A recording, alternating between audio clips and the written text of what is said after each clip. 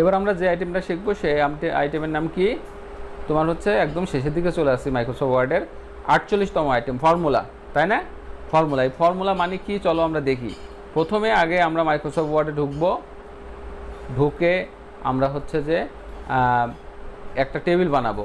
এখান থেকে insert table আমরা হলো রো দিলাম, ধরো মনে করো যে 10টা, ঠিক আছে।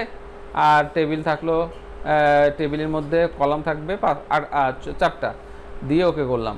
এখানে আমরা মনে করো যে তোমার বেতনের ঘর, এটা কিসের ঘর?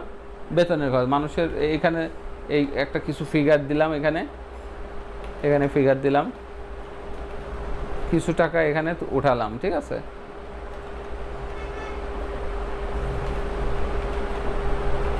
ব্যাস, এই জায়গাটা যোগফল আনতে হবে, এই জায়গাটা এই কটা সংখ্যা যোগ করে রাখতে হবে। এখন তোমার কাছে যদি বলি যে আহা তুমি এই কটা সংখ্যা যোগ করে এখানে না পাও, তাহলে তুমি কি করবানে? তাহলে তুমি কিন্তু ক্যালকুলেটর মেশিন ধরবানে, তাই না? অথবা খাতায় তুলে তারপরে করবানে। আর না হয় তুমি এর পরে যে প্রোগ্রামটা শিখবা সেই প্রোগ্রামের নাম মাইক্রোসফট এক্সেল, ওই প্রোগ্রামে যোগ বিয়োগ গুণ ভাগ করা হয়, মানে ওই গাণিতিক কাজকাম করা হয়, ওই প্রোগ্রামে যায় এই সংখ্যাগুলো নিয়ে যায় যোগ করে তারপরে আসবানে, তাই তো? কিন্তু না, এইখানে শুধু যদি অনেক সময় আসে মাইক্রোসফট ওয়ার্ডের মধ্যে এখানে তার যোগদানের তারিখ, এখানে তার জন্ম তারিখ, এখানে তার নাম, আর এই জায়গাটা তার বেতন আছে, এই বেতনের সমষ্টিগত যোগ এখানে আমাদের দরকার। তো এই সমষ্টিগত যোগগুলো যদি এখন আমি আনতে চাই, তাহলে কোনো কিছুই করা লাগবে না, ক্যালকুলেটরও ধরা লাগবে না, এক্সেলে যাওয়া লাগবে না, খাতা কলমের বের করে যোগ করা লাগবে না। কি করতে হবে জানো? এই লাস্টের এই ঘরে কার্সার রেখে লেআউটে যাওয়ার পরে দেখো তো ফর্মুলা আছে না, এই ফর্মুলাতে যায় তুমি যদি জাস্ট ওকে করো, তাহলে তোমার যোগফল পেয়ে যাবা। এতটুকুই কাজ।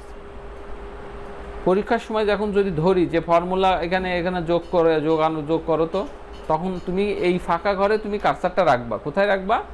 এই ফাঁকা ঘরে কার্সারটা রাখবা, রেখে এই ফর্মুলার উপর চাপ দিয়ে জাস্ট ওকে করবা, তাহলে যোগফল পেয়ে যাবা। এটাই হচ্ছে ফর্মুলা, একদম সহজ। পারবা না? আগে এরকম একটা টেবিল বানায় কিছু সংখ্যা উপরে দিয়ে নিবা, তারপরে নিচে একটা ব্ল্যাঙ্ক ঘর রাখবা, ফাঁকা ঘর রেখে ওখানে কার্সার রেখে লেআউটে যেয়ে ফর্মুলাতে চাপ দিবা, তারপরে যোগফল পেয়ে যাবা। ক্লিয়ার?